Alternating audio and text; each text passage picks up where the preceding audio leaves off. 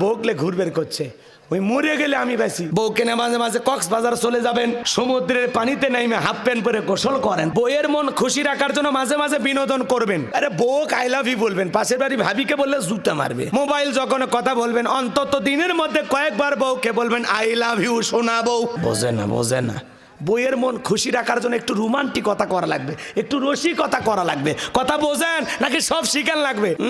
বইয়ের ওপর যারা বেজার তারা উঠে যাবি এখন, আছে না? ভাই বউ মরণের দোয়া করি না, যেটা কপালে জুটছে এরপরে আর একটা যে বিয়ে করবেন অথবা আর একটা মেয়ে আসবে সেটা তার চাইতেও খারাপ হতে পারে। কথা কর না কা? আল্লাহ তকদিরে যেটা জুটাইছে ওইটা নিয়ে আলহামদুলিল্লাহ কন। কথাকে বোঝা গেল? পানির ভিতরে চললে বাতি ঝড় বাতাসেও নেবে না, ল্যাংটা বাবার মুরিদ হইলে নামাজ রোজা লাগে না। আছে না নাই ভণ্ড? যে পীর সাহেব বলবে নামাজ রোজা লাগে না, ওইটা পীর না টাটকা শয়তান। কয় সিজদার মতো একটা সিজদা দিবি জান্নাত পার হয়ে জাহান্নামে পড়ে যাবি। কত বড় ভণ্ড! চাঁদ উঠেছে আটের সিন না না না, চাঁদ আর খুঁজে পাওয়া যাচ্ছে না, গরু ছাগল ওই জায়গায় দৌড়াতে যায়। গরু ওই জায়গায় না দিয়া এলাকা একটা গরিব মেয়ের বিয়ে হয় না, ওর বাড়িতে জবাই করে মেহমানদারি করায় দেন, আল্লাহর আরশ খুশি হবে। এখনকার পীর ডিজিটাল ক্ষীর, মাথার চুলে জট, হাতে গাঞ্জার পট, এমন কায়দায় গাঁজার কলকিতে টান মেরে ধুয়ে ছেড়ে দেয়। রাস্তা থেকে প্রশাসনের লোকেরা দাঁড়িয়ে বলে মনে হয় ওরসের রান্না চলতেছে। গাঁজা খায় মোজদারি লাল বানাচ্ছে, টর্চ লাইট মেরে মুখ কোথায় খুঁজে পাওয়া যায় না, বগলে চুলতে বেরিবার হয়েছে। সুন্দরবনে অবস্থা, বান্দরবনে কি অবস্থা? 30 বছরে গোসল করে না, নাম দিয়েছে সাধু বাবা। 30 বছর পর গোসল করে, ওই পানি জমিনে পড়ার আগেই বরকতের আশায় মুরুদেরা খায়। সি সি, একটা রুচির ব্যাপার। এত বছর গোসল করেনি, ওর শরীরের যে গন্ধ হবে। আমি এক পাগলির মাজারে গেছিলাম, যা দেখি মশারি টাঙানো। আমি কেন? কয় হুজুর মাজারে যিনি শুতে আছে, ও মানে শুয়ে আছে, ওনা কই মশা ধরবে।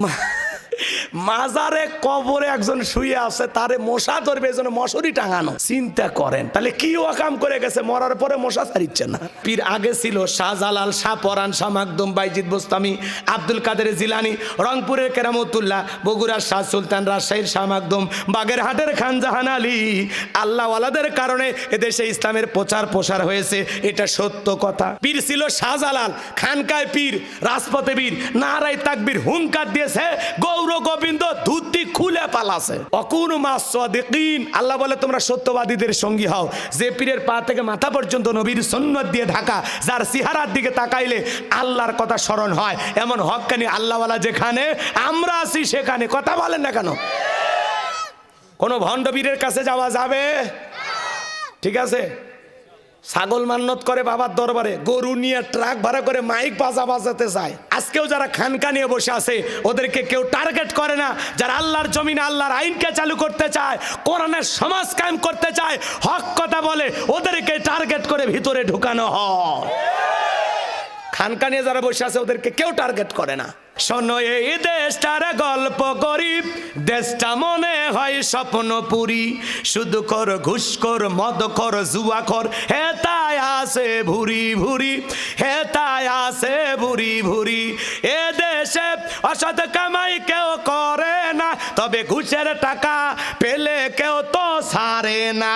টেবিলের নিচ দিয়ে হাত বাড়িয়ে কালো টাকাটা নাই সারিয়ে, টেবিলের নিচ দিয়ে হাত বাড়িয়ে কালো টাকাটা নাই সারিয়ে। করছে ওরা বড় দেশের চুরি, করছে ওরা বড় দেশের চুরি। শোনো এই দেশটার গল্প করি। এই পৃথিবীর জমিনে আল্লাহ যদি কাউকে জিরো থেকে একটু হিরো বানায়, একটু ক্ষমতার চেয়ার দান করে, নিজেকে আনা রব্বুকুম আল আলা বলে দাবি করেছিল, এই পৃথিবীর জমিনে এরকম একজন জালেম শাসক এসেছিল, জালেম বাদশা এসেছিল, ওর নাম হলো ফেরাউন। ওর নাম কি? ছোট এদিক খেয়াল করেন, ওর আরো নাম আছে, ওর নাম হলো কাবুস। কি নাম? কাবুস, বলখিয়া বলা হয়। আর কিপ্তিদের তরফ থেকে আলাদা একটা স্পেশাল নাম ছিল, সেই নামটা হলো রামশিস। কি নাম? কথা কি বোঝেন? বোঝেন। আর মিশরের বাদশাহ হওয়ার পর উপাধি নাম হলো ফেরাউন। তার মানে ওই সময় মিশরের চেয়ারে যারাই বসতো তাদেরকে ফেরাউন বলা হতো। কথা কি বোঝা যায়? আমি কি একটু কয়েক মিনিট বলবো, রাগ করবেন না তো? একটু আওয়াজ দেন। ঘুমাইছেন বাজান? ঘুমাইছেন? একটা তাকবীর দেন তো, লিল্লাহি তাকবীর। এদিকে খেয়াল করেন, নিজেকে আনা রব্বুকুম আল আলা বলে দাবি করেছিল, নিজেকে রব বলে দাবি করেছিল। একটু ক্ষমতা পাওয়ার পর, কথা কর না কে, শোনেন শোনেন, ঘটনা আগে শুনে যান। এ ছিল একটা ভবঘুরে যুবক। ভবঘুরে যুবক মানে বোঝেন না, যার কোনো কাজ কাম নাই, বেকার বেকার।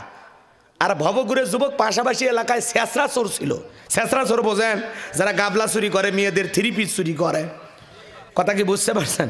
ছোটখাটো মুরগি হাঁস চুরি করে, এদেরকে ছেঁচড়া চোর বলা হয়। কথা কয় না কে? কথাকে বোঝা গেল? কলা চুরি করে, আম চুরি করে, এরা হলো ছেঁচড়া চোর, মানে ছোট ছোট চুরি করে। কথাকে বুঝতে পারছেন? তো এইরকম ফিরাউন ছিল এলাকার ছেঁচড়া ছিল এবং ভবঘুরে যুবক। ভবঘুরে যুবক মানে বোঝেন, যারা এলাকার মধ্যে ইয়াবা, ফেন্সিডিল, গাঁজা, মদ খায়া গাছক ধাক্কা মেরে কয় ভাইজান সাইড দেন। বউ যদি জরজর খোলে, উমুকের বাপ তুমি ঢোলকা, কয় মা তুমি বুঝবা না, আজ একটু বেশি পরিমাণে মাল খাসি। এরকম মদ খোর আছে না নাই? নিশা খোর আছে না নাই? যারা ইয়াবা, ফেন্সিডিল, মদ, গাঁজা খায় আছে না নাই? কিছু কিছু ছেলেরা সন্ধ্যা হলে জিকির করে ইয়াবা ইয়াবা ইয়াবা ইয়াবা। মা বাবা চিন্তা করে, বাবা এটা কিসের ট্যাবলেট? জ্বর, সর্দি, গলা ব্যথা, কাশ। কয় কিচ্ছু বোঝার দরকার নাই, টেকা দে নইলে তোর মাথা ফাটাবো। যারা নিশাদ্রব্য পান করে, কি এরা ভালো মানুষ? কথা কটাকে? যুবক, তোদের পায়ে হাত দিয়ে অনুরোধ করি, মাদককে না বলুন। নিশাদ্রব্য পান করে যারা, এরা ভালো স্বামী হতে পারে না, এরা ভালো বাবা হতে পারে না, এরা বাবা মার সুসন্তান হতে পারে না। যারা নিশাদ্রব্য পান করে, মদ, ইয়াবা, ফেন্সিডিল, আফিম, হিরোইন, নানান ধরনের নিশাদ্রব্য পান করে, সমাজের মানুষ ওরে টোকায় বলে, টোকায় টোকায়। এ ছিল তরমুজের ক্ষেতের লেবার। এরপরে মিশরের সরকারি গোরস্থানের দারোয়ান লাগবে। ইন্টারভিউ চলতেছে, ওই লাইনের মধ্যে কাবুস নামের ফিরাউনও দাঁড়ায় গেছে। একে একে যখন ফিরাউনের পালা, তখন যায় ডেকে বলে, বাদশাহ, বুক ভরা আশা নিয়ে আপনার দেশে আসছি। ও বাদশাহ, আপনি যদি আমার এই চাকরিটা দেন, সারা জীবন আপনার প্রতি কৃতজ্ঞ থাকবো। আপনারও অনেক সুনাম শুনেছি, দয়া করে যদি চাকরিটা আমারে দেন, অনেক উপকৃত হব। এমনভাবে কথাগুলো উপস্থাপন করলেন। বাদশার মায়া লেগে গেল, ডেকে বলে, ইন্টারভিউ বন্ধ করো। এই কাবুস নামের ছেলেটাকে মিশরের সরকারি গোরস্থানের চাকরিতে নিয়োগ দেওয়া হলো। কথা আছে দুষ্ট লোকের মিষ্টি কথা, কথা বলেন ঠিক কিনা? এইবার বাজান গো আমার, এই কাবুস নামের ফিরাউন মিশরের গোরস্থানের দারোয়ান হয়ে যাওয়ার পর মাসে মাসে বাচ্চা বেতন দিবে, ঠিক আছে। বলে এই বেতনে তো আমার চলবে না, আমার সাইট ইনকাম করা দরকার। এইবার সে একটা সিদ্ধান্ত গ্রহণ করলো। এলাকার লোকজনকে ডেকে বলে, শোনো, তোমরা যারা গোরস্থানে লাশ দাফন করবা, লাশ প্রতি একটা করে দিরহাম আমাকে দিতে হবে, না হলে আমি লাশ দাফন করতে দেব না। জনগণ চিন্তা করলো, একটা দিরহামের জন্য বাদশার দরবারে বিচার সালিশ নিয়ে যাব, লাশ পয়সা গলে শেষ হয়ে যাবে, অতএব একটা টাকা যদি পাই, এই ছেলেটাই পাক। এই কথা ভেবে জনগণ একটা করে দিরহাম দেওয়া শুরু করলো। এটা 1 টাকা হলেও এটা কি ঘুষ? কথা কন নাকি আপনারা? আমাদের দেশে কিন্তু নাই, আছে। এইবার জনগণ একটা করে দিরহাম দেওয়া শুরু করলো। আল্লাহর খেলা বোঝা বড় দায়। ওই সময় আল্লাহ রাব্বুল আলামিন একটা মহামারী দিল, নাম হলো ডায়রিয়া, কলেরা। আমাদের সময় একটা আল্লাহ মহামারী দিয়েছিল, নাম হলো ধরোনা, সুয়োনা, নাম হলো করোনা। করোনা রোগে আক্রান্ত হয়ে বাবা মারা গেছে। ছেলে বাবার লাশটাও দেখতে যায় নাই, বাবার কবরে এক মুঠো মাটিও দেয় নাই। কথা বলেন ঠিক কিনা? এই করোনা মহামারী বুঝে দিয়েছে দুনিয়াতে কেউ কারো আপন না। মায়ের করোনা হয়েছে, ছেলে বস্তাবন্দি করে মাকে জঙ্গলে ফেলে আসছে। ভাইয়ের করোনা হয়েছে, আর এক ভাই দেখতে যায় নাই। বোনের করোনা হয়েছে, আর এক বোন দেখতে যায় নাই। স্বামীর করোনা হয়েছে, স্ত্রী আলাদা রুমে থাকে, স্বামী আলাদা রুমে থাকে। কথা কনে? স্বামীর একটা খাবারের প্লেট সাজাইয়া লম্বা একটা বাঁশ দিয়া এরকম ঠেলা দিয়া স্বামীর ঘরের ভিতরে খাবারের প্লেট ঢোকায়া দিয়েছে, স্বামীর সামনেও যায়নি। এরপরে স্বামী যখন সুস্থ হয়েছে, ডেকে বলে, জ্যোৎস্নার বাপ, আমি যে তোমারে কত ভালোবাসি তুমি তো জানো না।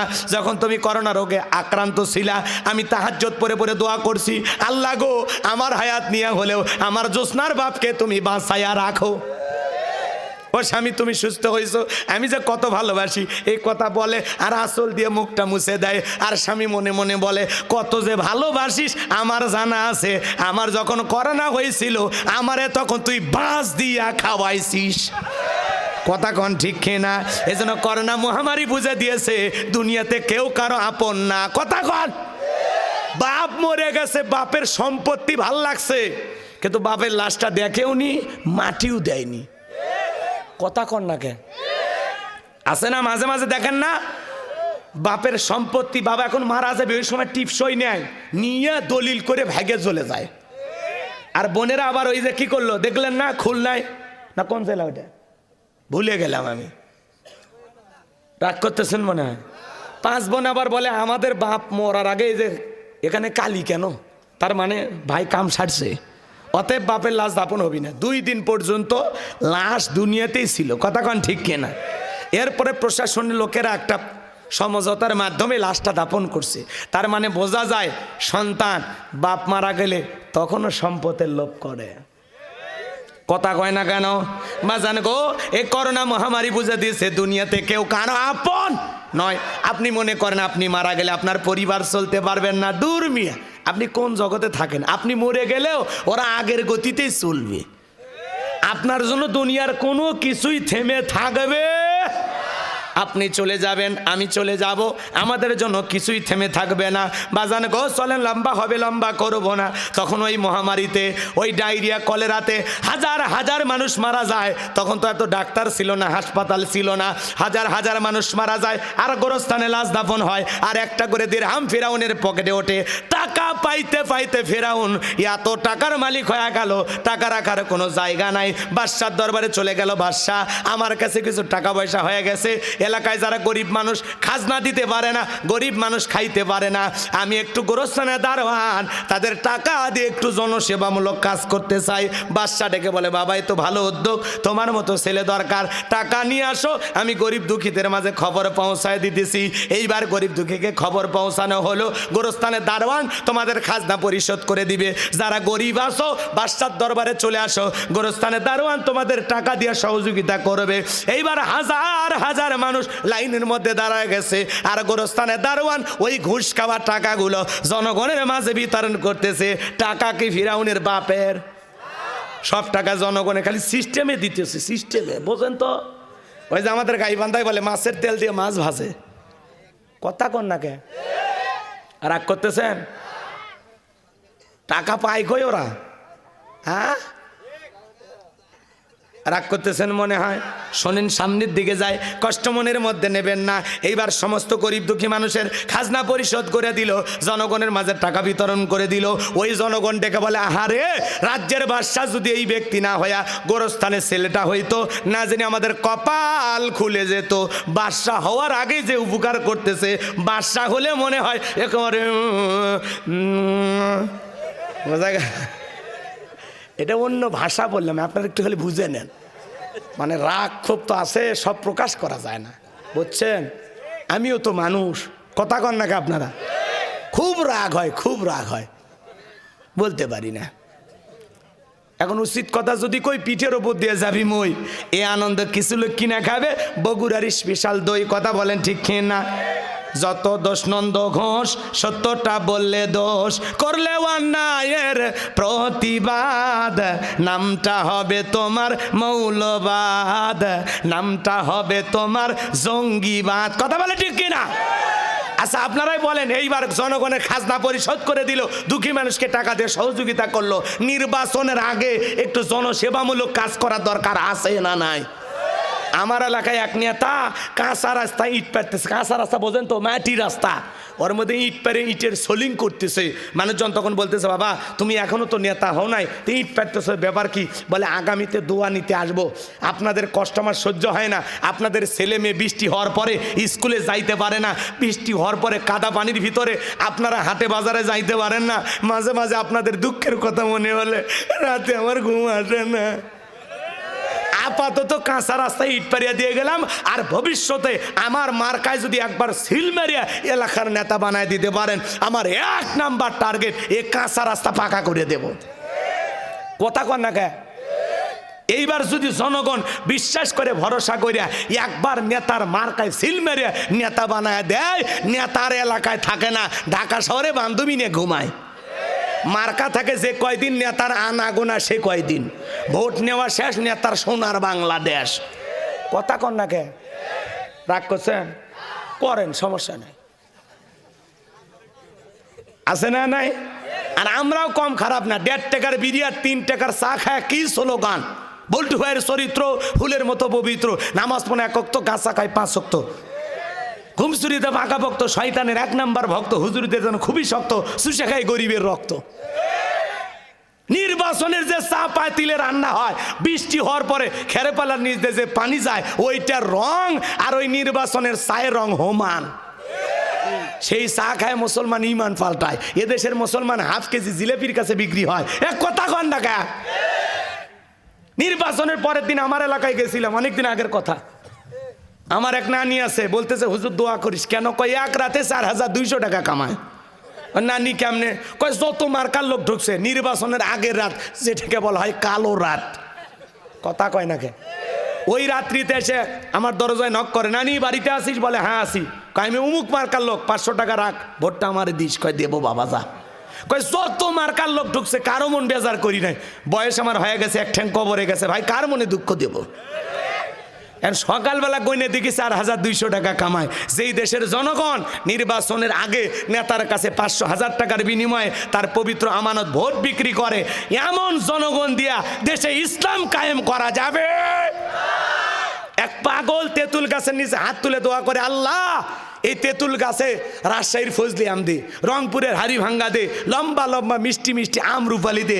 আল্লাহ তখন ডেকে বলে, পাগল রে, চোখটা খুইলা দেখ কোন গাছের নিচে দোয়া ধরেছিস। তেঁতুল গাছের নিচে আম চাইলে যেমন ভাগ্যে জুড়বে না, যেই দেশের জনগণ নির্বাচনের আগে নেতার কাছে 500,000 টাকার বিনিময়ে ভোট বিক্রি কইরা আল্লাহর কাছে যদি হাত তুলে বলেন, আল্লাহ এদেশের নেতাদেরকে উমরের মতো আদর্শবান নেতা হিসেবে কবুল করো, আল্লাহ বলে উমরের দেশে থাকার মতো জনগণ হতে পেরেছিস।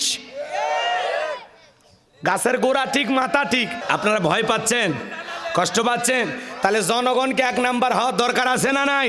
জনগণ 1 নাম্বার, দেশের নেতাও হবে 1 নাম্বার। জনগণ 2 নাম্বার, নেতা হবে 6 নাম্বার। কথা বলে ঠিক কিনা? নির্বাচনের আগে এক নেতার নির্বাচন করতে গিয়ে কয়েক কোটি টাকা খরচ হয়। যদি আমরা ভালো হইতাম টাকা খরচ হইতো? কথা কন না কে? যদি কোনো নেতা ভোট চাইতে আসে, ভাই আমাদের এই গ্রামে 1 টাকাও দেওয়া লাগবে না, আমরা আপনার কাছে চা চাই না, 10টা টাকা চাই না, আমরা সবাই আপনাকে সমর্থন দেব, আমাদের এই গ্রামের রাস্তাটা খারাপ, যে ডেলিভারি রোড। কথা কন না কে? কথা কন, বোঝেননি? আমাদের রাস্তাটা করে দেবেন। আমাদের মসজিদের কাজ চলতেছে, আল্লাহ যদি নেতা বানায় কিছু মসজিদে দিন। আমাদের গ্রামে পানি নামার কোনো ড্রেন নাই, একটা ড্রেনের ব্যবস্থা করে দেন। কথা বলে না কেন? তাহলে নেতা যদি ভালো হয়, 1 টাকাও যদি খরচ না করা লাগে, আপনার কথা অনুযায়ী আপনাদের চাহিদা পূরণ করবে। কথা বলে ঠিক কিনা? কিন্তু আমরা 1 নাম্বার খারাপ। একটা নেতার নির্বাচন করতে যদি কয়েক কোটি টাকা খরচ আসে, ও টাকা আসবে কোথা থেকে? আসমান থেকে। তাহলে কি হবে? রাস্তার বরাদ্দ হবে 5 কোটি টাকা, কোনো মতে 1-1.5 কোটি টাকা দিয়ে রাস্তা তৈরি করবে, আর বাকি টাকা পকেটে ঢুকাবে। 6 মাস পরে দেখবেন ছাগল পেশাব করলেও রাস্তা ভেঙে যাবে। কথা কন ঠিক কি না? এজন্য বাজান, জনগণ হওয়া লাগবে 1 নাম্বার। যেদিন আপনি আমি নিঃস্বার্থভাবে দেশকে ভালোবাসবো, এদেশের নেতাদেরকে ভালোবাসবো, সেদিনই সমাজে উন্নয়ন হবে, সেদিনই সমাজে গিয়ে যাবে। কথা বলে ঠিক কি না? তালুকদার বংশের মতো কলিজা যদি বড় হয়, হাতটা তুলে বলতে পারবেন যতদিন বেঁচে থাকবেন নির্বাচনকে কেন্দ্র করে 10টা টাকাও খাবেন না। হাতটা তুলে দেখান তো দেখি। বোঝেন? খাবেন না তো সাহাবিরি। কথা কয় না কে? নিঃস্বার্থভাবে যাকে যোগ্য মনে হবে, ভালো মনে হবে, যাকে সমাজের নেতা বানালে এদেশে ইসলাম নিরাপদে থাকবে। কথা বলে ঠিক কিনা? তাদেরকে নেতা বানানোর দরকার আছে না নাই?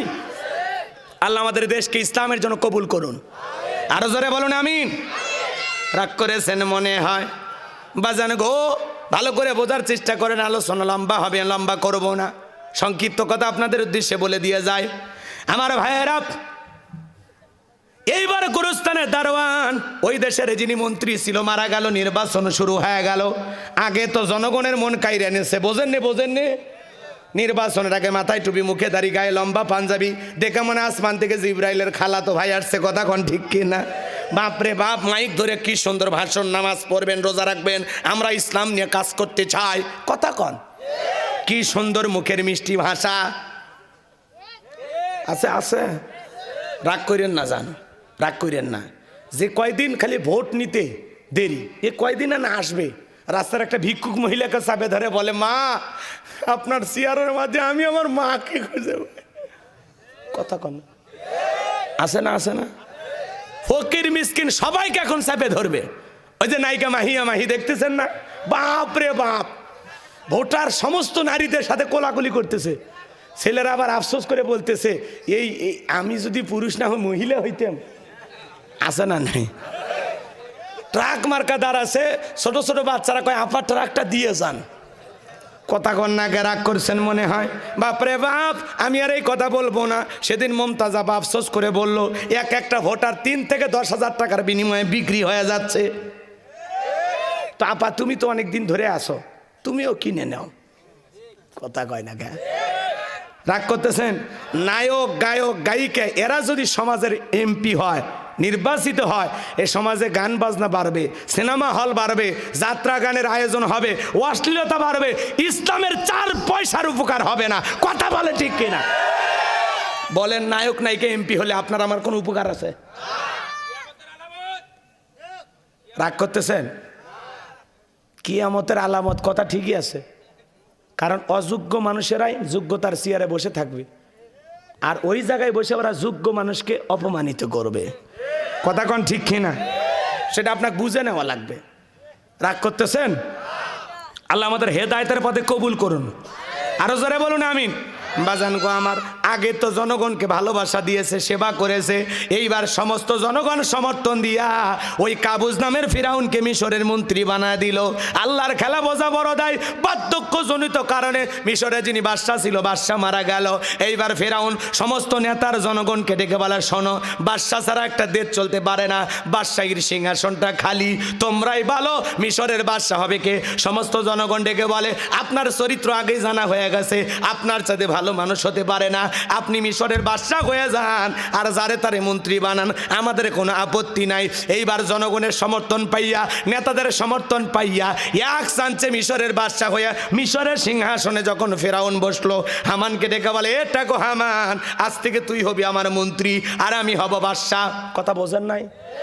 হামানের মাথায় কোনো চুল ছিল না, সাদে মাল নাই, বাম্পার লোড, পুরো মাথা ছিল ভারতের দমদম এয়ারপোর্ট। কথাকে বোঝা গেল।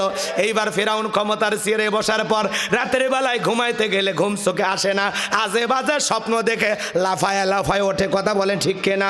মনে রাখবেন, গরিবের 2টা নিয়ামত আল্লাহ দিয়েছেন, একটা হলো খাওয়ার রুচি, আর একটা ভালো ঘুম। সারাদিন রিক্সা চালায়, ভ্যান চালায়, আলু ভর্তা দিয়ে ভাত খাইয়া, ডাল ভাজি দিয়ে ভাত খাইয়া, বউ কুলত নিয়ে ঘুমায়। আর বড় লোক, দাও কুড়েলের সম্পর্ক, বউয়ের ডায়াবেটিস, স্বামীর হাই প্রেশার, কেউ কাউকে চাপে ধরে থাকবার পারে না, বউ আলাদা রুমে, স্বামী আলাদা রুমে। কথা কন না কেন? ওরা মরে গেল আলাদা আলাদা, আর গরিব কি ভালোবাসা গো। কথা কয় না কেন? গরিবের ঘরে টাকা না থাক, ভালোবাসা আছে, শান্তি আছে। কথা কন। আর ধনীর বাড়িতে টাকা আছে, সম্পদ আছে, দামি বিল্ডিং আছে, সুখ নাই। ছেলেটা মদ খায়, মেয়েটা ইয়াবা খায়, জামাই বাড়িতে ভাত হয় না, ছেলেটার বউ ভাত খায় না।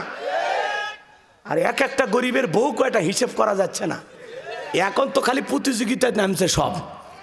কথা কয় না কেন? রাজশাহীর একজন কয়, আমার 6টা বউ, 2টে চলে গেছে, 4টে ঠিক আছে। কয় ইসলাম এই জায়গায় ঠিক আছে। কুষ্টিয়ার আর একজন কয়, রাজশাহী যখন 6টা করেছে, আমি নিয়ত করেছি আমি 7টা করে দেখাবো। ইয়ার থাপ্পড় লাগার লাগবে, বদমাইশ।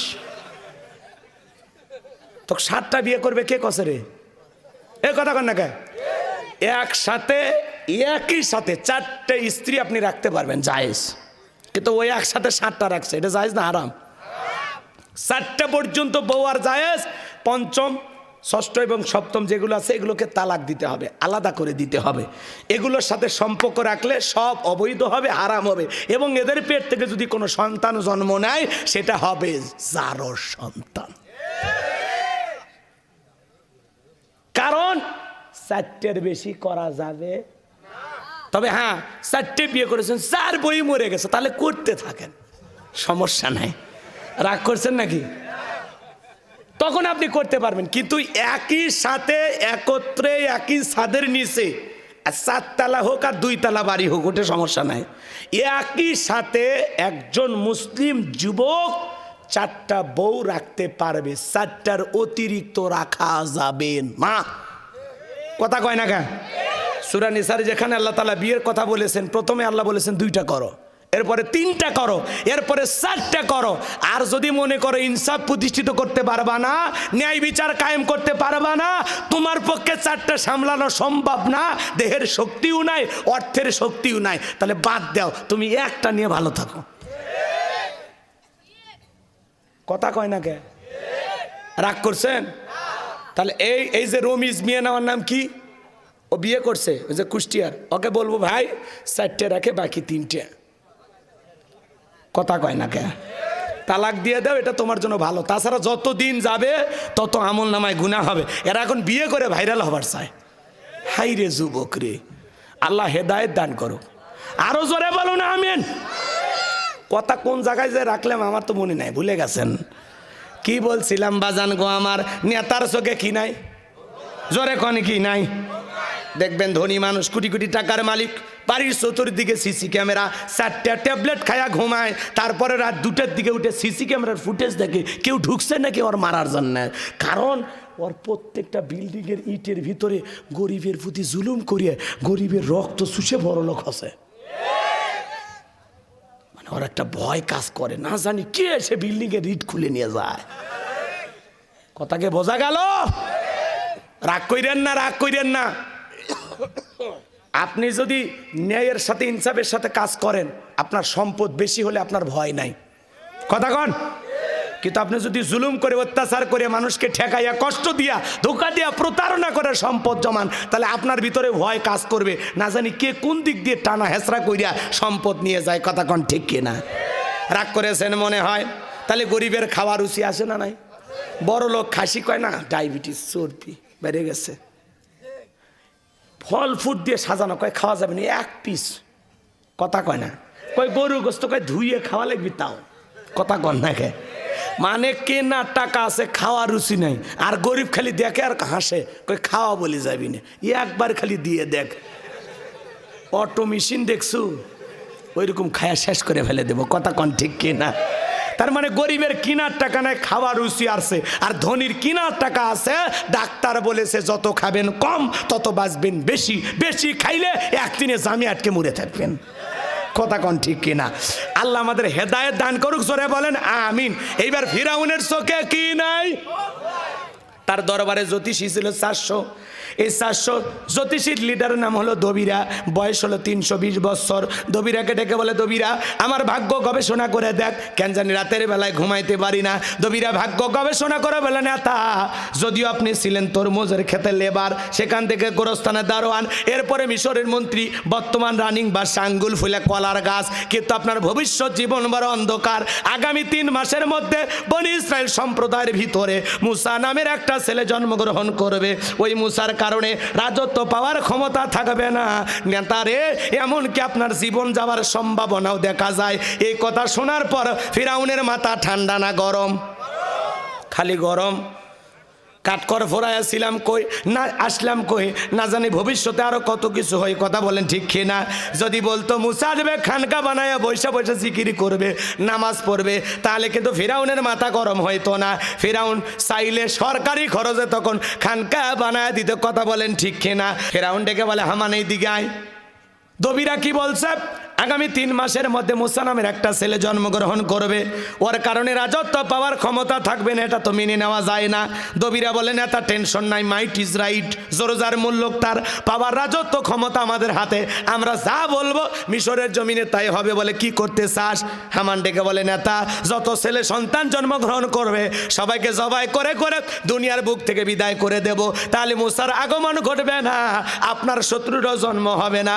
এই কথা শোনার পর ফিরাউন ডেকে বলে, হামান রে আসলে তোর মাথায় বুদ্ধি আছে, তবে শোন, ছেলেগুলোকে জবাই করবি, মেয়েগুলোকে জবাই করবি না, কারণ ছেলেদের মধ্যে আমার শত্রু আছে, মেয়েদের মধ্যে কোনো শত্রু নাই। তার মানে চোরে হলেও মানুষ ভালো, মোবাইল নিয়ে গেল আর সিম কার্ড খুলে দিয়ে গেল। কথা বলেন ঠিক কি না?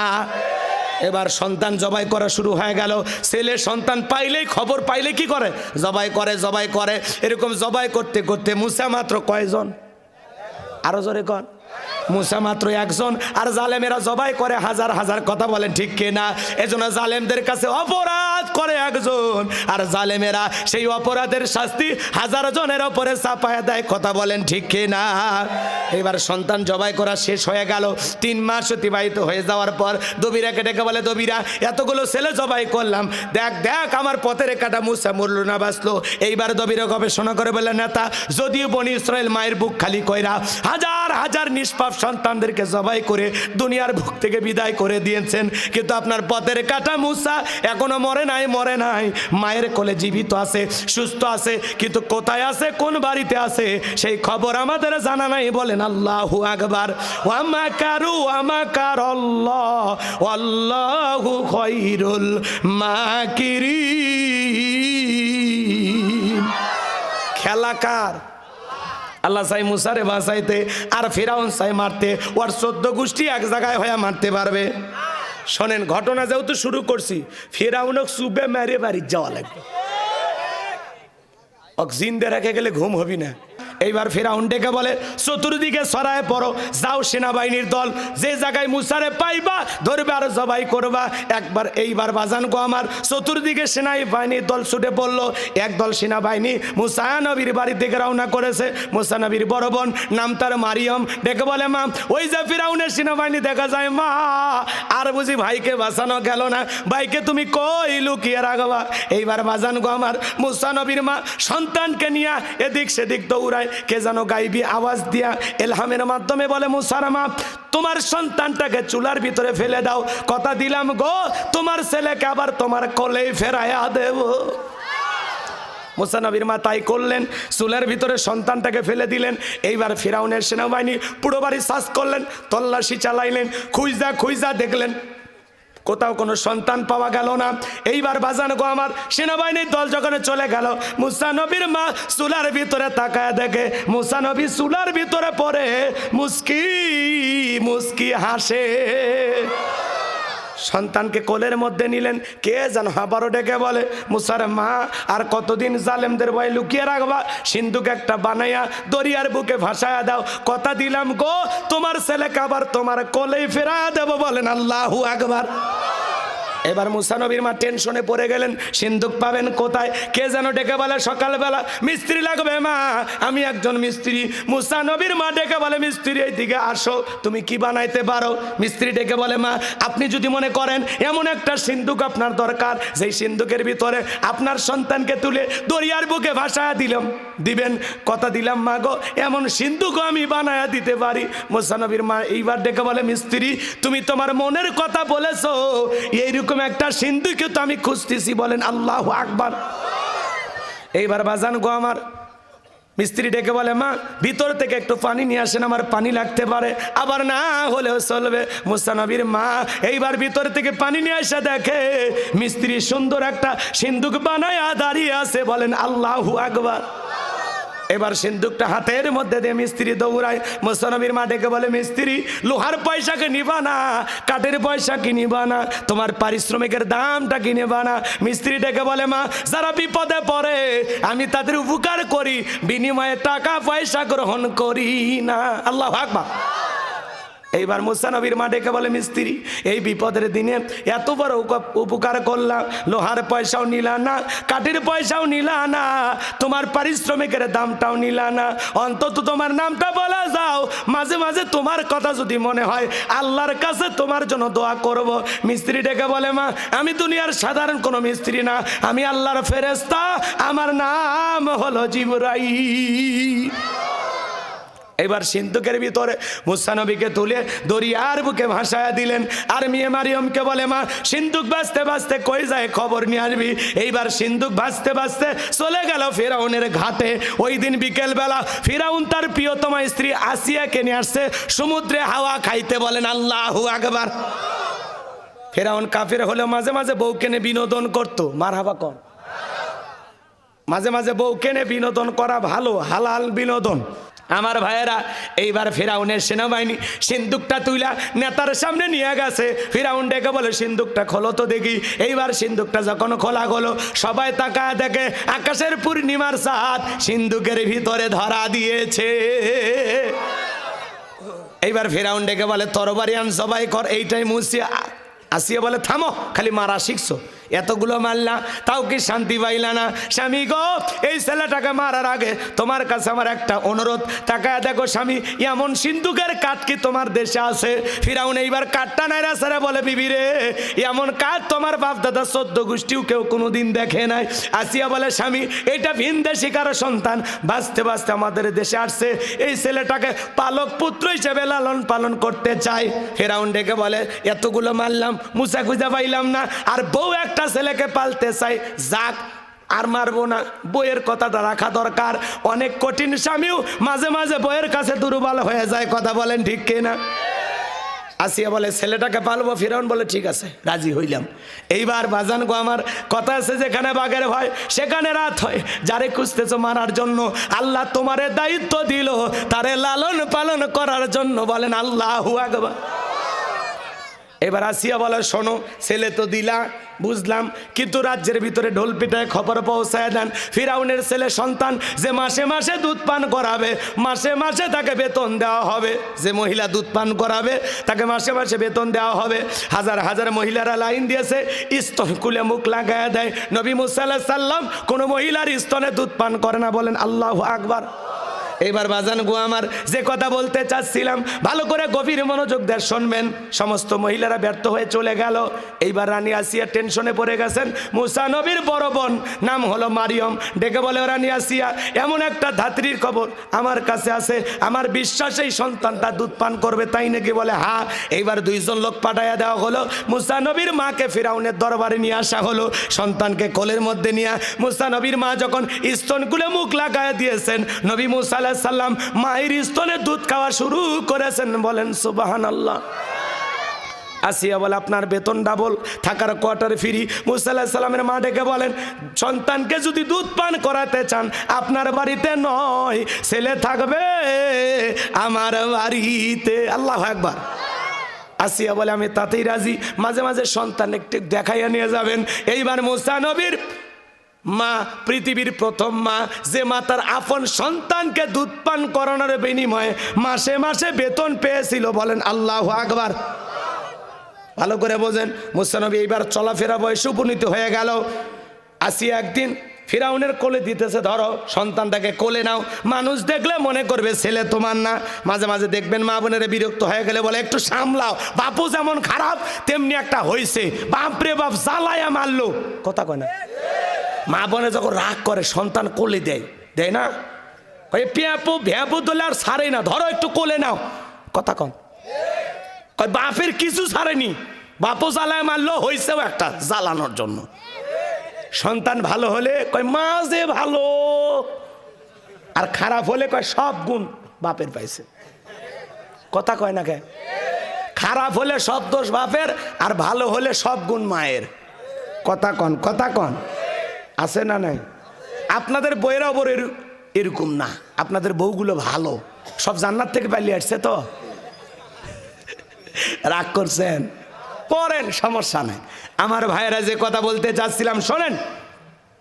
এইবার মুসা নবীর সুন্দর চেহারা দেইখা ফিরাউনের মনের ভিতরে জাগ্রত হয়েছে, একটু চুমা খাবো। এই নিয়তে যখন ঠোঁটটা বাড়াইছে, আল্লাহর পয়গাম্বার এমন একটা গালে সর মারা দিছে বাজার, ফিরাউন চিৎকার মেরে উঠছে। আশেপাশে লোকজন আইসা বলে, নেতা এত জোরে চিৎকার মারলেন কেন?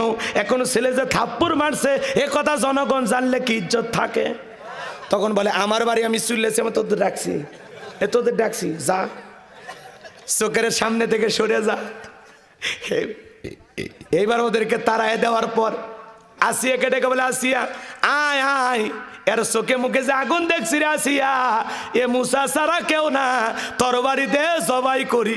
আসিয়া বলে, কি হয়েছে সারে মতো চিল্লাও কা? কই চিল্লাবো না, এই ছেলে আমার গালে থাপ্পড় মারছে। আসিয়া বলে, ঢং করা জায়গা পাও না, এই ছোট মানুষ কোনোদিন তোমারে থাপ্পড় মারতে পারে? ফিরাউন ডেকে বলে, বিবি রে কেমনে তুরে বুঝাবো, গাল তো তোর ছিল না, গাল ছিল আমার, মজা কি আমি টের পাইছি, আর থাপ্পড়ে ওজন বুঝে দেয় এই ভবিষ্যতে মুসা হবে। বাজান গো আমার, ভালো করে বোঝার চেষ্টা করেন, লম্বা ইতিহাস লম্বা করব না। এইবার মুসা নবীর বয়স হয়ে গেল 25 বছর। কয় বছর? টকবগে যুবক তাকায় দেখেন কিপ্তি আর বনি ইসরাইলের মধ্যে লাগছে ঝগড়া। মুসা আলাইহিস সালাম যা বলে, এ কিপ্তি ফিরাউনের লোক, সব জায়গায় নিয়ে তার গরম দেখাস, আমাকে চিনিস? কথা কয় না, আছে না কিছু লোক কয় আমাকে চিনিস, আমি উমুক নেতার আপন খালাতো বোন, তার ছোট মেয়ে বিয়ে করেছি, কি হাইব্রিড পরিচয়। এত গরম দেখাবেন না। আল্লাহ যদি 3 বের বমি দেয় আর পিছনের দরজা একবার ঢিল করে দেয়, শহীদ যে মেডিকেল কলেজ হাসপাতালে ভর্তি হয়ে থাকা লাগবে। সকালবেলা স্ত্রী দেখতে গেছে, সেলিমের বাপ তোমার শরীরের অবস্থা এখন কেমন? কয় মা তুমি দোয়া করো। বড় ছেলে দুপুরবেলা দেখতে গেছে, আব্বা তোমার শরীরের কি অবস্থা? কয় ভাই তোমাকে চিনতে পারলাম না। কথা কর না কে? আল্লাহ যদি পাতলা পায়খানার বমি দেয়, বউ বাচ্চা করছি না, টাইম দিবি না, আর শরীরে তো শক্তিই থাকবি না। কথা কন, বাপরে বাপ, এক ছোট পাতি নেতার গরমে এলাকা থাকা যায় না, কি গরম। কথা কন না কে? সাইকেল কেনার টাকা নেই, তারা এখন 5 লাখ টাকার মোটর সাইকেল নিয়ে ঘোরে। কথা কন, আপনারা মানে বিরক্ত হচ্ছে? দোয়া করি, বাকি ঘটনা বলা লাগবে, একটু শোনেন। কষ্ট হচ্ছে বাজান গো আমার, যে কথা বলতে চাচ্ছিলাম গভীর মনোযোগ দিয়ে কথাগুলো শুনবেন। মুসা নবী এইবার কিপ্তিকে দেখে বলে, সব জায়গায় নেতার গরম দেখাস, এই কথা বলে নিঃসম্প্রদায়ের লোকের পক্ষ নিয়ে একটা ঘুষি বা থাপ্পড় মেরেছেন। এক ঘুষিতেই কিপ্তি দুনিয়ার থেকে ডিলেট। ইন্না লিল্লাহি ওয়া ইন্না ইলাইহি রাজিউন। মুসা নবীর ঘুষি খায়া কিপ্তি দুনিয়ার থেকে শেষ, মরে গেছে, মরে গেছে। মার্ডার বোঝেন তো? এখন ফিরাউনের দরবারে হয়ে গেছে মুসা নবীর বিরুদ্ধে মার্ডারের মামলা হলে কি আসামি ওই জায়গায় থাকতে পারে? আমার আল্লাহ বলতেছে, মুসা আর এলাকায় না, মাদাইনে চলে যাও। আল্লাহু আকবার বলেন। ফিরাউনের দরবারে হয়ে গেল মার্ডারের মামলা। কিপ্তিকে হত্যা করার কারণে আল্লাহর পয়গাম্বরের বিরুদ্ধে মামলা হয়ে গেল। পয়গাম্বর যখন চলে গেলেন মাদাইনে বাজার, পানি খাওয়ানোর ঘটনা অনেক হুজুর ওয়াজ করে বলছে, আমি আর বলবো না। শুআয়ব আলাইহিস সালামের 2টা মেয়ের সাথে দেখা হয়ে গেল। তারা তখন মুসা আলাইহিস সালামকে বাড়িতে নিয়ে গেলেন, যায় বলে, আব্বা এই ছেলেটার দেহে অনেক শক্তি, ছেলেটা অনেক ভদ্র, আমরা 2টা বোন কয়েকটা ঘন্টা কাটায় দিলাম, একটা বারের জন্য আমাদের 2 বোনের চেহারার দিকে এক পলক ফিরেও তাকাই নাই। ছেলেটা বড় লাজুক, সুবহানাল্লাহ বলেন। এই ছেলেটাকে আমাদের বাড়ির রাখাল হিসেবে রাইখা দিতে পারেন? শুআয়ব আলাইহিস সালাম রাজি হয়ে গেলেন। মুসা আলাইহিস সালামকে তার বাড়ির রাখাল হিসাবে ছাগল চরণের দায়িত্ব দিলেন। বাজান গো আমার, 8 থেকে 10 বছর থাকলেন শ্বশুর বাড়িতে। আল্লাহু আকবার বলেন। শুআয়ব আলাইহিস সালাম তার বড় মেয়ে সফুরাকে দিয়ে পয়গাম্বরের সাথে বিবাহের ব্যবস্থা করে দিয়েছিলেন। আমার আল্লাহ ডেকে বলে, মুসা আর কতদিন শ্বশুর বাড়ি মধুর হারি, এইবার গাট্টি গুট্টি গোছাও, স্ত্রীকে সঙ্গে নাও, আবারও মিশরের দিকে রওনা করো। আল্লাহ পাকের অর্ডার পাইয়া আল্লাহ নবী মুসা আলাইহিস সালাম এইবার তুর পর্বতে গেলেন। আমার আল্লাহ রব্বুল আলামিন তখন তুর পর্বতে পয়গাম্বর মুসা আলাইহিস সালামকে নবুয়ত দান করলেন। বলেন আল্লাহু আকবার। আমার আল্লাহ তখন বলেন, ওয়ামা তিলকা বিয়ামিনিকা ইয়া মুসা। আমার আল্লাহ ডেকে বলে, মুসা রে তোমার ডান হাতে ওইটা কি? পয়গাম্বর জবাব দিয়ে বলেন, ক্বালা হিয়া আসায়া আতাওয়াক্কাউ আলাইহা ওয়া আহুশু বিহা আলা গনামি ওয়া লিয়া ফিহা মাআরিবু উখরা। ডেকে বলেন, আল্লাহ আমার হাতে এটা লাঠি, এইটার ওপর ভর দিয়ে চলি, ছাগলের জন্য পাতা বাড়ি, ইত্যাদি ইত্যাদি অনেক কাজ করি। আমার আল্লাহ ডেকে বলে, মুসা রে প্রশ্ন করলাম একটা, জবাব দাও যাবে একটা। মুসা নবী কথা বলে কার সাথে? আল্লাহর সাথে কথা বলতে মজা আছে না নাই? আরো জোরে বলেন। আমার আল্লাহ ডেকে বলে, মুসা রে প্রশ্ন করলাম একটা, জবাব দাও যাবে একটা। কারণ কি? মুসা আলাইহিস সালাম কথা বলে কার সাথে? ভাই কয়েকটা আয়াত তিলাওয়াত করে দোয়া করে দেব, শেষ হয়ে গেছে। ফাইনাল খেলা খেলে দম। কথা কন না কে? ফিরাউনক সুবে মারিয়ে বাড়ির যাবো যে। এদিক খেয়াল করেন বাজান গো আমার। আমার আল্লাহ রাব্বুল আলামিন বলেন, কল আলকিহা ইয়া মুসা। মুসা রে তোমার হাতের লাঠিটা নিক্ষেপ করো। ফাআলকাহা ফাইযা হিয়া হাইয়াতুন তাসআ। লাঠিটা নিক্ষেপ করা মাত্র হয়ে গেল বিশাল বড় একটা সাপ। মুসা নবী বলে বাপ রে বাপ, যে জাতের সাপ আমার বংশ করে দিবে সাপ। ভয়ে মুসা আলাইহিস সালাম লাফাইতে লাগতেছে।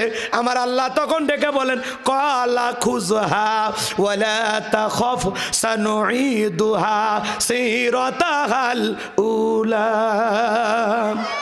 আমার আল্লাহ ডেকে বলে মুসা ভয় পাওয়ার কোনো কারণ নাই, আমি আল্লাহ লাঠিকে সাপ বানাইছি, আবার ওই সাপের দিকে হাত বাড়াও, পূর্বের মতো লাঠি বানায় দিব, বলুন সুবহানাল্লাহ।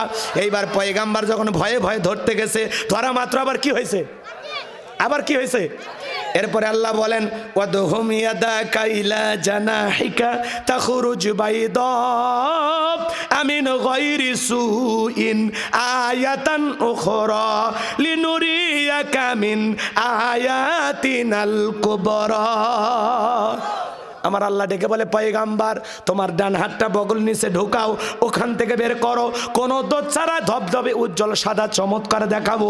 এই যে কুদরতের দুইটা নিদর্শন দান করলাম, দুইটা মজেজা দান করলাম, লাঠি ফেলালে সাপ হয়, আর বগল নিচে থেকে হাত বের করলে ঝলমলে আলো দেয়। আল্লাহু আকবার কোন। এবার তোমার দায়িত্ব হলো ইযহাব ইলা ফিরআউনা ইন্নাহু তাগা। ওই ফিরআউন সীমা লঙ্ঘন করেছে, যাও মুসা যাও ফিরআউনের নিকট যাও, ফিরআউনকে দাওয়াত দাও, ফিরআউনকে বলো ফিরআউন রে তোর বানানো আইন দিয়ে আর মিশর চলবে না, এখন থেকে মিশর পরিচালনা হবে আল্লাহর আইন দিয়া। কথা কয় না, রাগ করেছেন মনে হয়? গভীর মনোযোগ দিয়ে কথাগুলো শোনেন, মনের মধ্যে দুঃখ নেবেন না, কষ্ট নেবেন না।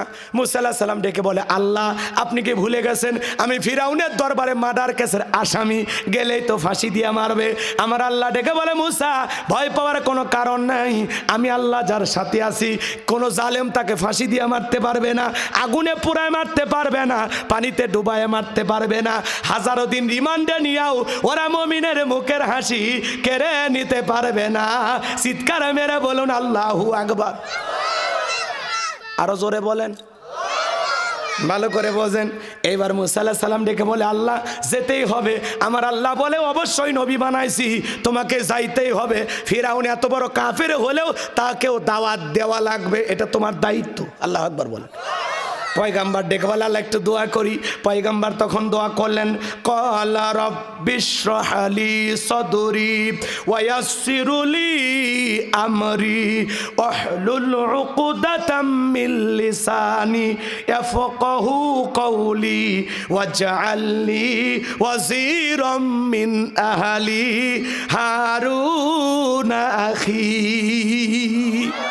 ডেকে বলেন আল্লাহ আমার বক্ষকে প্রশস্ত করে দাও, আমার কাজকে সহজ করে দাও, আমার জিহ্বার জড়তাকে দূর করে দাও, যাতে সহজে লোকজন আমার কথা বুঝতে পারে। আর আমার পরিবারের মধ্য থেকে আমার ভাই হারুনকেও আপনি নবী বানায় দেন, বলেন আল্লাহু আকবার। আমার আল্লাহ বলে যাও দোয়া মঞ্জুর, তোমার ভাই হারুনকেও আমি আল্লাহ পাক নবী বানায় দিলাম, বলেন সুবহানাল্লাহ। এইবার পয়গাম্বার মুসা আলাইহিস সালাম তার ভাই হারুন আলাইহিস সালামকে সঙ্গে নিয়ে ফিরআউনের দরবারে চলে আসলেন এবং ফিরআউনকে তখন দাওয়াত দিলেন। ওয়াকালা মুসা ইয়া ফিরআউনু ইন্নী রাসূলুম মির রাব্বিল আলামিন। মুসা আলাইহিস সালাম ডেকে বলেন হ্যাঁ ফিরআউন আমি বিশ্বের রবের পাঠানো একজন রসুল। আল্লাহু আকবার বলেন। লম্বা ইতিহাস সংক্ষিপ্ত করে বলে দিয়ে যায়, শোনেন। মুসা আলাইহিস সালাম তখন ডেকে বলে আমি আল্লাহর সম্বন্ধে সত্য ছাড়া অন্য কিছু বলবো না। এইবার মুসা আলাইহিস সালাম ডেকে বলে ফিরআউন আমি আল্লাহর সম্বন্ধে সত্য ছাড়া অন্য কিছু বলবো না, বিদায় বনি ইসরাইলদেরকে মুক্ত করে আমার সাথে যেতে দাও। তখন বাজান গো আমার ফিরআউন যা বলেছিল আমার আল্লাহ বলেন ক্বালা ইন কুনতা জিইতা বিআয়াতিন ফাআতি বিহা ইন কুনতা মিনাস সাদিকিন। ফিরআউন তখন ডেকে বলে তুমি যদি বাস্তবিক স্পষ্ট দলিল বা প্রমাণ কোনো কিছু নিয়ে আসো তাহলে সেটা আমাদের সামনে হাজির করো, যদি তুমি সত্যবাদী হও। তুমি যে নবী এটা আমরা বুঝবো কিভাবে? কথা কি বুঝতে পারছেন? তখন পয়গম্বরের কাছে আছে কয়টা মজেজা? 2টা মজেজা। লাঠি ফেলালেন, সাপ হয়ে গেল। বগল নিচে থেকে হাত বের করলেন, ধবধবে উজ্জ্বল সাদা চমৎকার দেখালো। এই দৃশ্য দেখার পর ফিরাউনের লোকেরা ডেকে বলে, ইন্না হাযা লা সাহিরুন আলিম, নিঃসন্দেহে ছেলেটা মস্ত বড় জাদুকর। নবী দেখায় মজেজা আর ওরা বলে জাদু। কথা কি বোঝেন? রাগ করতেছেন? আমার ভাইরা শেষ কথাটা শুনে যান, যে কথা বলতে চাচ্ছিলাম। এইবার ফিরাউনের লোকেরা ডেকে বলে কি করা যায়? ফিরাউন ডেকে বলে, শোনো, এই ছেলে জাদুর ভয় দেখাইয়া এ দেশ থেকে আমাদেরকে বিতাড়িত করতে চায়, তোমরাই বলো কি করা যায়। নেতারা ডেকে বলে, নেতা টেনশন নাই, যেহেতু পাওয়ার ক্ষমতা আমাদের হাতে আছে, আমরা জাদুর মোকাবেলা জাদুকর দিয়ে করব। ওই দেশে ব্যাপক জাদুর প্রচার প্রসার ছিল, নবীর মজেজা ওদের কাছে জাদুর মতো মনে হলো। কথা কি বুঝতে পারছেন? এইবার বাজান গো আমার, ফিরাউন তখন ডেকে বলে, ঠিক আছে, শহর বন্দর থেকে জাদুকর একত্রিত করা হলো। ইয়াতু বিকুল্লি সাহিরিন আলিম, বড় বড় দক্ষ দক্ষ জাদুকর ফিরাউনের নিকট উপস্থিত হয়া ডেকে বলে, নেতা, আপনার শত্রু মুসাকে যদি আমরা পরাজিত করতে পারি, আপনি আমাদেরকে কি পুরস্কার দিবেন? বলেন তো বাজান গো আমার, খেলাতে নামার আগে জানার দরকার আছে না নাই পুরস্কার কি থাকছে? কথা কয় না কে? পুরস্কার কে দেবে জানার দরকার নাই? তখন ফিরাউন তখন বলল, ক্বালা নাআম ওয়া ইন্নাকুম লামিনাল মুকাররাবিন, তোমাদের পুরস্কার হলো তোমরা সবাই হবে আমার নিকটতম লোক, এই দরবার হবে তোমাদের বসবাসের জায়গা। নেতা যদি বলে তুমি আমার কাছের লোক, আর কিছু লাগে? নেতার কথায় রাতকে দিন করা যায়, ক্রস ফায়ার করে মানুষ মারা যাবে, নিরপরাধ ইমাম মুয়াজ্জিনকে গুলি করে বিদায় করা যাবে। কথা বলে ঠিক কিনা? নেতার কথায় রাতকে দিন বানানো যাবে। কথা বলেন ঠিক কিনা? আমার ভাইয়েরা, শেষ কথা বলে দিয়ে যায়, এইবার জাদুকরেরা হাজার হাজার জাদুকর একত্রিত, মুসা আলাইহিস সালাম, হারুন আলাইহিস সালাম এক জায়গায়, আর হাজার হাজার দর্শক চতুর্দিক থেকে জাদুর বান দেখার জন্য প্রস্তুতি গ্রহণ করেছে। জাদুকররা ডেকে বলে, মুসা, জাদুর বান আগে কে নিক্ষেপ করবে? আমরাই না তুমি? মুসা আলাইহিস সালাম ডেকে বলে, ওস্তাদের মাস শেষ রাতে আগে তোমরাই জাদুর বান নিক্ষেপ করো। এইবার জাদুকররা তন্ত্র মন্ত্র দিয়া জাদুর বান নিক্ষেপ করতে লাগলো। বাঘ বানাইছে, ভাল্লুক বানাইছে, রশি বানাইছে, আগুন বানাইছে, এমনকি মানুষের চোখে মুখে পর্যন্ত তারা জাদুর বান নিক্ষেপ করেছিল। জাদুর বান নিক্ষেপ করতে করতে করতে ওদের চালান পাতি শেষ। তখন ডেকে বলে, মুসা, আমাদের যা তন্ত্র মন্ত্র জানা ছিল সব মারা শেষ, এইবার তুমি তোমার জাদু দেখাও। মুসা আলাইহিস সালামকে আমার আল্লাহ রাব্বুল আলামিন বলেন, ওয়া আওহাইনা ইলা মুসা আন আলকি আসাকা ফাইদা হিয়া তালকাফু মা ইয়াফিকু। আমার আল্লাহ ওহির মাধ্যমে বলেন, মুসা, হাতের লাঠিটা ধরে আসো, ওটা খালি ফেলে দাও। পয়গম্বর হাতের লাঠিটা ছেড়ে দিলেন, হয়ে গেল বিশাল বড় সাপ। যেই সাপের ঠোঁটটা নিচুতে, ওপরের ঠোঁটটা 80 ফিট উঁচুতে। এক নিঃশ্বাসে সমস্ত জাদুর বান খাওয়ার পরে ডেকে বলে, ফিরাউন রে, আরো কি জাদু আছে? এই দৃশ্য দেখা ফিরাউনের পিছনে রাস্তা দিয়ে গরম হাওয়া বের হয়ে গেছে, আর সমস্ত জাদুকররা বুঝতে পেরেছে মুসা আলাইহিস সালাম যেটা দেখালো এটা জাদু না, এইটা জাদুর দাদু। আল্লাহু আকবার। তার মানে ওরা বুঝতে পেরেছে জাদুকর জাদুকরকে চেনে। কথা কয় না কেন? ডাক্তার ডাক্তার চেনে, হুজুর হুজুর চেনে, শিক্ষক শিক্ষক চেনে, দালাল দালাল চেনে, স্বর্ণকার স্বর্ণকারকে চেনে। কথা কয় না কেন? নেতা নেতা চেনে। তো জাদুকররা বুঝতে পেরেছে মুসা আলাইহিস সালাম যেটা দেখালো এটা জাদু না, যে আল্লাহর কথা বলে নিঃসন্দেহে এটা সেই আল্লাহর কুদরতি শক্তি। আল্লাহু আকবার বলেন। এইবার জাদুকররা কি করলো? ওয়াউলকিয়াস সাহরাতু সাজিদিন, সমস্ত জাদুকররা সিজদায় মাথা নত করলেন এবং ঘোষণা দিলেন, ক্বালু আমান্না বিরাব্বিল আলামিন রব্বি মুসা ওয়া হারুন, আমরা ঈমান আনলাম বিশ্বের রবের প্রতি, যিনি মুসা এবং হারুনের প্রতিপালক। চিৎকার মেরে বলুন আল্লাহু আকবার।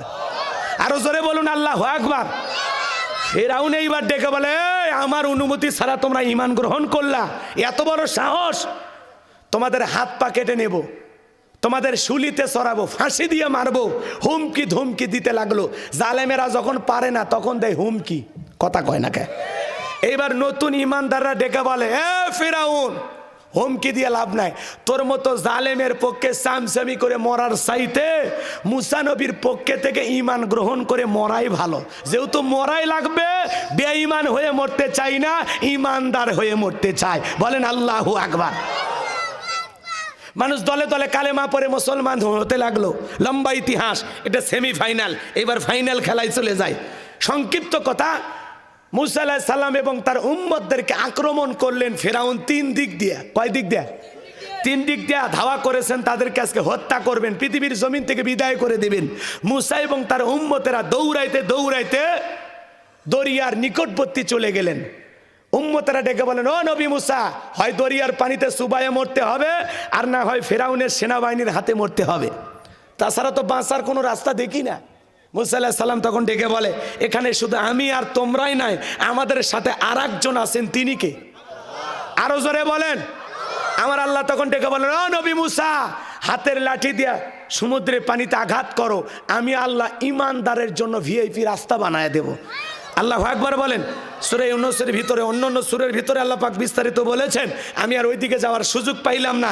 সংক্ষিপ্ত কথা, এইবার মুসা আলাইহিস সালাম তার উম্মতদেরকে নিয়ে এই বিশাল দরিয়া পার হয়ে গেলেন। বলেন আল্লাহু আকবার। ফিরাউন তার সেলা সামুন্ডা নিয়া এইবার আসে দেখাই ভিআইপি রাস্তা, তখন বলতেছে, এই সবাই ওঠো, এই রাস্তাতে পার হয়ে গেছে, যাও। ও মনে করছে ওর বাপ দাদা বানিয়ে থুয়ে গেছে।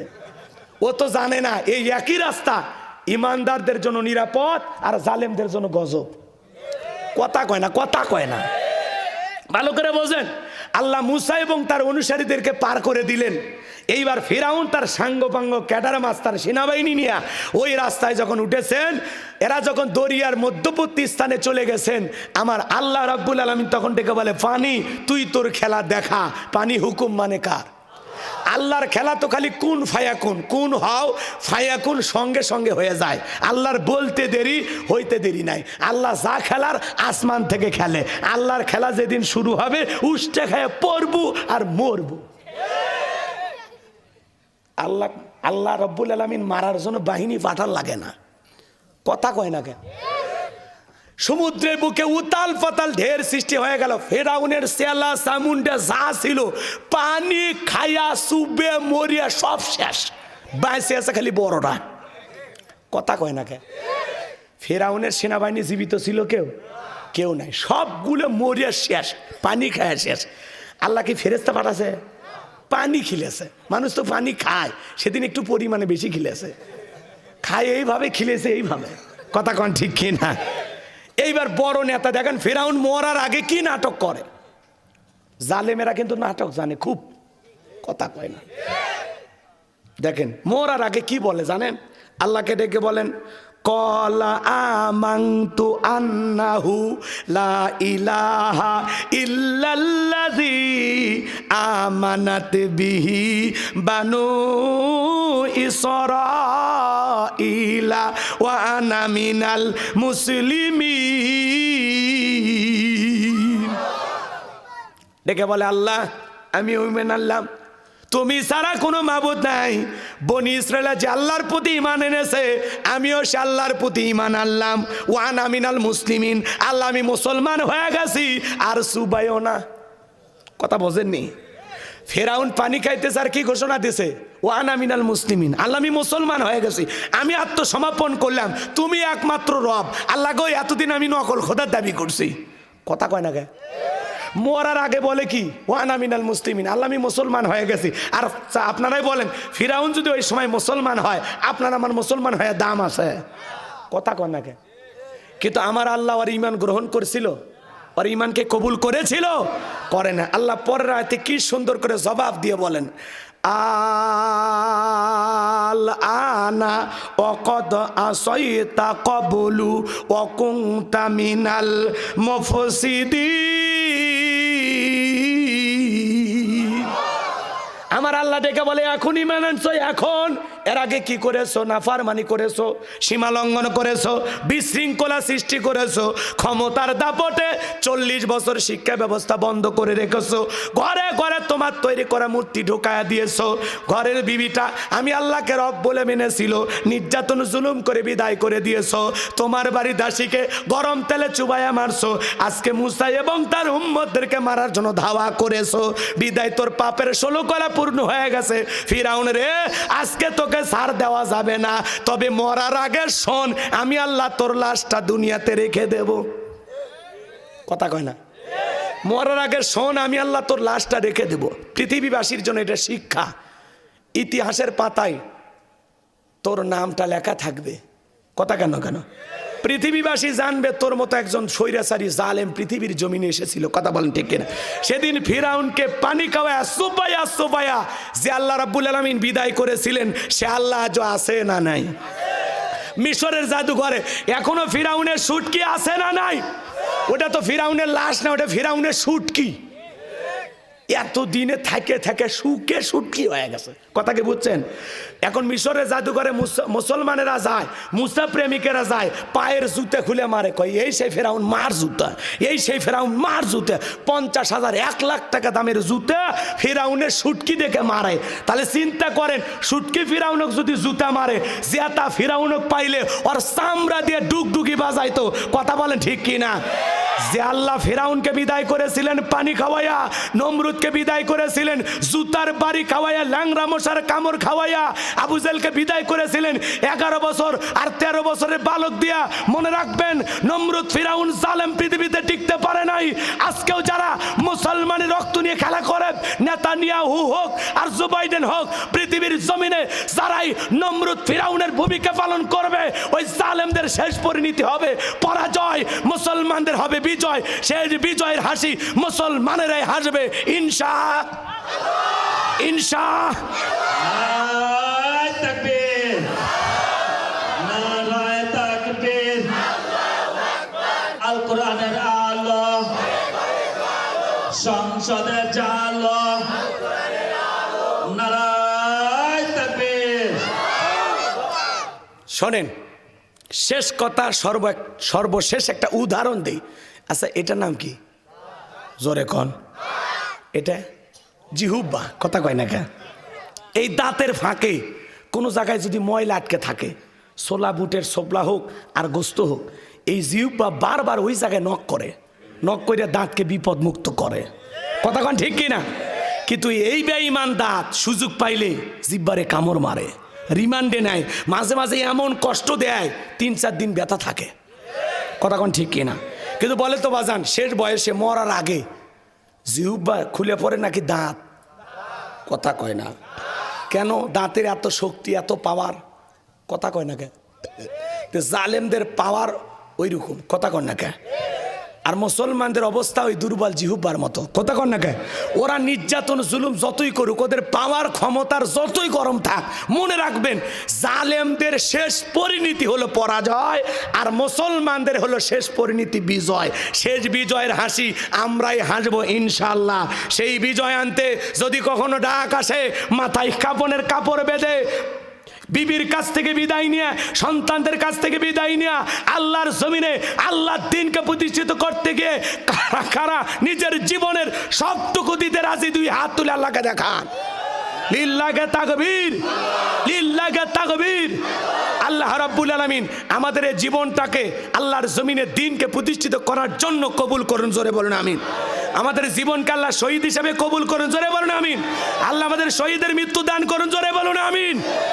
আল্লাহ পাক আমাদের সবাইকে এই জামানার ইসলামী আন্দোলনের কর্মী, দ্বীনের বীর সৈনিক হিসাবে কবুল করুন। জোরে বলুন আমিন। প্রত্যেকটা মুসলমানকে একজন মুজাহিদ হওয়া লাগবে। কথা কন না কে? ভয় পেলে চলবে না, জালেমের সাথে আপোষ করলে হবে না। মুসলমান কোনোদিন বাতিলের দাবিদারি করতে পারে না। কথা বলে ঠিক কিনা? নিঃশ্বাস থাকবে যতদিন, লড়তে হবে ততদিন। কথা বলে ঠিক কিনা? আল্লাহ বক্তা শ্রোতা সবাইকে হকের পথে কবুল করুন। ওয়া আখিরি দাওয়ানা আনিল হামদুলিল্লাহি রাব্বিল আলামিন। আসসালামু আলাইকুম ওয়া রাহমাতুল্লাহি ওয়া বারাকাতুহু।